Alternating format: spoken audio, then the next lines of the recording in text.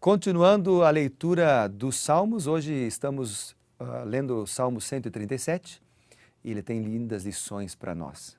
Mas antes da gente ler, eu quero orar com você, tudo bem? Vamos lá? Vamos orar então. Bondoso Deus, obrigado pela oportunidade de cada dia nós estudarmos a Bíblia juntos. Agora, dá-nos sabedoria para compreendermos o Salmo de hoje. Salmo 137. Pois oramos em nome de Jesus. Amém. Eu tenho aqui no meu celular a letra de um hino que diz assim: Da linda pátria estou muito longe, triste eu estou. Eu tenho de Jesus saudade. Quando será que vou? Passarinhos, belas flores fazem-me almejar as maravilhas e esplendores do meu celeste lar.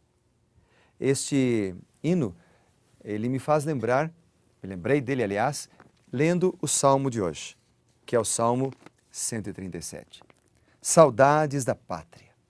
Ele é um lamento pelo exílio, uma oração pedindo justiça. Este salmo foi escrito, entoado, um cântico de saudade, entoado pelo povo de Deus quando estavam exilados na Babilônia. O povo de Deus se afastou dos caminhos do Senhor. Através de vários profetas, Deus disse que o povo deveria se arrepender de seus pecados, deveria abandonar os ídolos, senão eles seriam levados cativos para a Babilônia. Se Deus não estaria com o povo, eles perderiam a proteção. E se perdessem a proteção, eles seriam facilmente capturados pelo inimigo. Presa fácil. Acontece que, muitas vezes, nós seguimos por caminhos semelhantes ao do povo de Israel. Sabemos qual é a verdade, sabemos qual é o caminho que devemos seguir. Às vezes ouvimos a voz de Deus através de um estudo bíblico, mas decidimos seguir pelo caminho que nós definimos. Fazemos as nossas próprias escolhas independentemente da orientação de Deus. E aí, sofremos. O povo de Deus havia se afastado dos caminhos do Senhor. E o Império Babilônico invadiu Jerusalém e levou cativo para lá milhares de judeus. E ali, presos em Babilônia, eles entoaram este cântico, que começa dizendo assim: às margens dos rios da Babilônia, nós nos assentávamos, chorávamos, lembrando-nos de Sião. Lembrando-nos de Sião.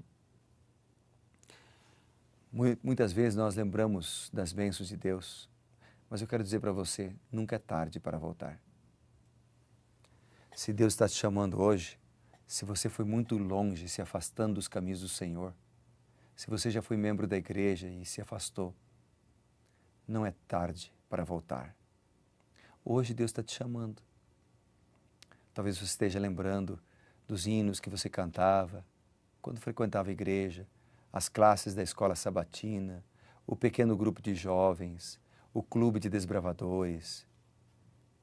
Isso não sai da sua memória. Amigo, não é tarde para voltar. Deu vontade de falar isso para você hoje, porque talvez Deus esteja chamando você. Você levantou hoje com um desejo diferente no seu coração, com algo que lhe incomodava. É porque Deus está falando ao seu coração. É porque Deus está te chamando, Deus está dizendo: venha, eu estou aqui de braços abertos. Esse salmo retrata o cântico de pessoas que estavam longe da casa de Deus e que lembravam com o saudosismo. Deus usa a saudade para nos lembrar dele. Vamos voltar? A igreja, Jesus, Deus está de braços abertos para te receber. Mas voltemos ao Salmo. Salmo 137, no versículo 3, ele diz o seguinte, 2 e 3. Nos salgueiros que lá havia, pendurávamos as nossas harpas, pois aqueles que nos levaram cativos nos pediam canções.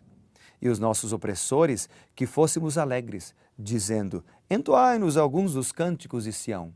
Aqui dá uma ideia de que os opressores que escravizavam o povo de Deus ridicularizavam deles, zombavam deles, porque eles agora estavam escravizados. Onde estava o seu Deus?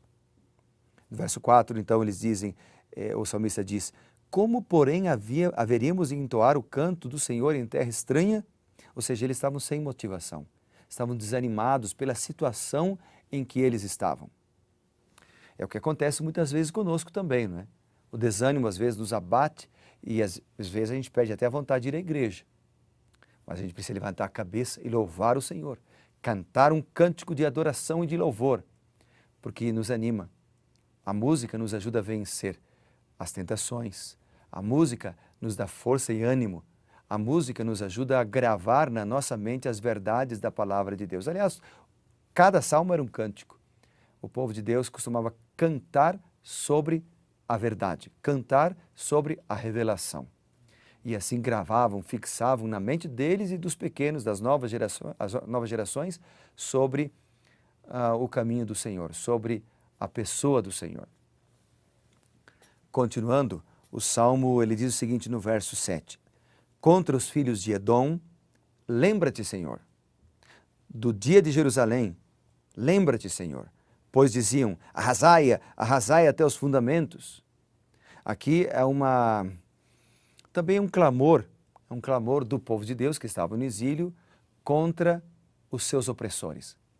Agora o Salmo termina, no verso 8 e 9, com um versículo que não é muito fácil de entender.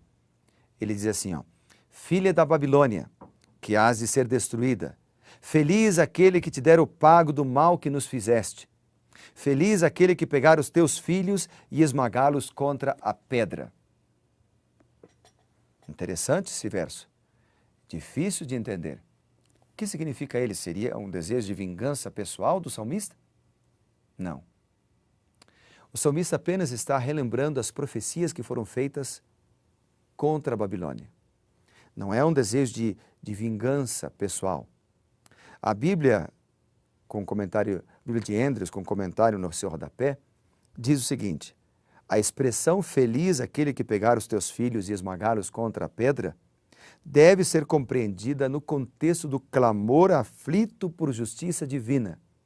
É então como se fosse um pedido do salmista para que Deus intervisse, para que Deus atuasse poderosamente. É um pedido para que o Senhor tratasse os babilônicos como eles haviam sido tratados também. O salmista não quer aqui, com as suas próprias mãos, fazer justiça, mas ele coloca nas mãos de Deus, porque havia uma profecia de que os babilônicos sofreriam pela sua maldade, pela sua atitude, por terem oprimido o povo de Deus, eles sofreriam as consequências. Por exemplo, vamos ver ali Isaías, no capítulo 13, o versículo 16, quero convidá-lo a ler junto comigo. Vamos ver ali o que está escrito em Isaías, no capítulo 13. Vamos lá, o versículo 16. A Bíblia diz, falando numa profecia contra a Babilônia, diz assim, suas crianças serão esmagadas perante eles, e sua casa será saqueada e a sua mulher violada. Não é que Deus é ocasionador desses males, mas ele está aqui apresentando o que aconteceria como consequência a um povo idólatra e pagão que havia rejeitado o Deus verdadeiro. Pelas suas atrocidades que haviam feito, eles sofreriam as consequências. Então lá no Salmo é como se o salmista lembrasse desta profecia que já havia sido feita. Que mais? Lá no livro de Oséias, no capítulo 10, o versículo 14, essa profecia se repete, dizendo assim, todas as tuas fortalezas serão destruídas, como Salmã destruiu a Bet-Arbel no dia da guerra. As mães ali foram despedaçadas com seus filhos. Há então uma lembrança do salmista de uma profecia contra a Babilônia. Depois isso se repete em 2 Reis 8, verso 12 também. Agora, esta profecia de destruição dos ímpios e dos maus de Babilônia se repete lá no Novo Testamento em 2 Pedro. Eu quero que você acompanhe comigo. 2 Pedro, vamos dar uma olhada juntos? O que diz a Bíblia? 2 Pedro, no capítulo 3 e o versículo 9, diz assim, não retarda o Senhor a sua promessa, como alguns a julgam demorada. Pelo contrário, Ele é longânimo para convosco, não querendo que nenhum pereça, mas que todos cheguem ao arrependimento. Então, sempre que Deus lança um juízo, uma profecia de destruição, Ele está também lançando a oportunidade de arrependimento. Então, aqui Deus está dizendo em 2 Pedro, a terra será destruída, mas Deus não quer destruir. Deus não quer destruir, Ele quer salvar. Ele não quer que ninguém pereça, diz o texto.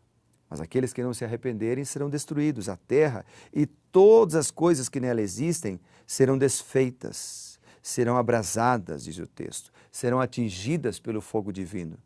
E então Deus fará um novo céu e uma nova terra, segundo a sua promessa, nas quais habita a justiça.